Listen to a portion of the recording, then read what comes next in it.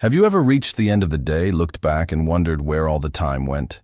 You had a long to-do list, big ambitions, but somehow you got lost in a sea of distractions, scrolling through social media, binge-watching another series, or just staring into space.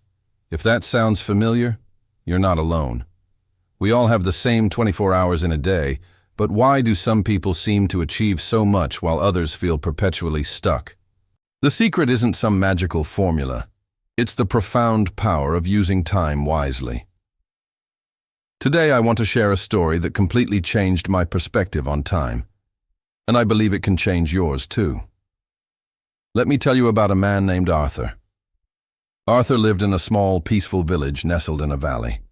He was known for two things: his brilliant mind and his incredible laziness. He could solve the most complex riddles and dream up fantastic inventions, but he rarely acted on them. His favorite phrase was, "I'll do it tomorrow." His garden was overgrown with weeds, his fence was broken, and his brilliant ideas remained just that. Ideas, scribbled on dusty scraps of paper. The villagers would often shake their heads. "What a waste of talent," they'd say. "If only Arthur would use the time he has." But Arthur just shrugged.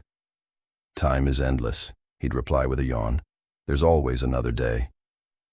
He spent his days napping under a large oak tree, watching the clouds drift by, convinced that his moment of greatness would simply arrive when it was meant to. He saw time as a vast, limitless ocean, and he was content to just float along. One afternoon, a wise old traveler passing through the village stopped by Arthur's oak tree. The traveler had seen many things in his long life and could recognize untapped potential from a mile away. He sat down beside Arthur and asked, "Young man, what are you waiting for?" Arthur, slightly annoyed at the interruption to his nap, said, "I'm waiting for the right time to start my great work." The traveler smiled kindly. He took out an old, beautifully crafted hourglass from his bag. The sand inside was a shimmering gold. He handed it to Arthur. "This isn't just any hourglass," he explained. "The sand in this glass represents all the time you have left. Every grain that falls is a moment you can never get back." Arthur looked at the hourglass. The sand was falling, slowly but steadily. For the first time, he saw time not as an endless ocean, but as a finite resource, trickling away with every breath he took. The traveler continued, "You believe time is your servant, that it will wait for you. But the truth is, time is the master. It moves forward whether you are ready or not. You are not waiting for the right time. You are simply wasting the only time you have. Now." The traveler stood up, left the hourglass with Arthur, and continued on his journey, leaving Arthur alone with his thoughts and the steadily falling golden sand. That night, Arthur couldn't sleep. He watched the hourglass, the golden grains piling up at the bottom. Each grain felt like a lost opportunity, a forgotten promise, an unwritten story. The traveler's words echoed in his mind. "The only time you have is now." He looked at the mountain of dusty papers filled with his inventions. He thought about the garden he wanted to cultivate, the books he wanted to read, the life he wanted to build. He realized his tomorrows had stolen his todays. The next morning, something in Arthur had shifted. He didn't lie under the oak tree. Instead, with a newfound energy, he picked up a shovel and started clearing the weeds from his garden. It was hard, sweaty work, but with every weed he pulled, he felt a sense of accomplishment he hadn't felt in years. The villagers were stunned to see him working. They watched as, day by day, Arthur transformed his life. He fixed his fence. He organized his notes. He started building one of his inventions, a clever irrigation system for the village. He broke his big goals into small, manageable tasks. 1 hour dedicated to designing, the next to gathering materials, the next to building. He stopped saying tomorrow and started asking, "What can I do right now?" The hourglass sat on his workbench, a constant reminder that every moment was precious. Months passed. Arthur's garden became the most beautiful in the village, bursting with life and color.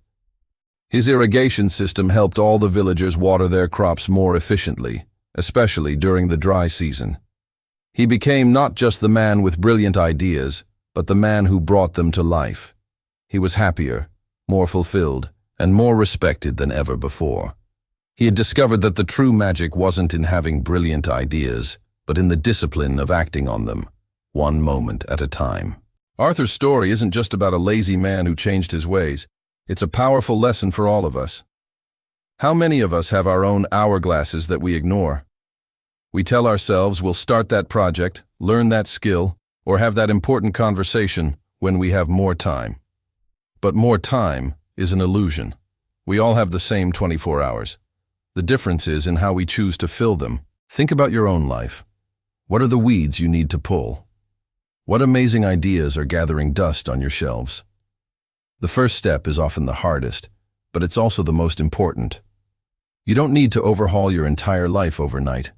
Just start with one small, intentional action. Like Arthur, you can start by clearing one small patch of your garden. Maybe it's spending just 15 minutes a day learning a new language instead of scrolling. Maybe it's writing one page of that book you've always wanted to write. Maybe it's just tidying up your desk to create a space for productivity. These small actions, compounded over time, lead to massive transformations. This is the compound effect of wise time management. Each grain of sand seems insignificant on its own, but together they form a mountain. So, I challenge you today. What is one thing you've been putting off until tomorrow? What small step can you take right now to move toward it? Don't wait for the right time. The right time is a myth. The only time you truly have is this very moment. Your life is the sum of your moments. Make them count.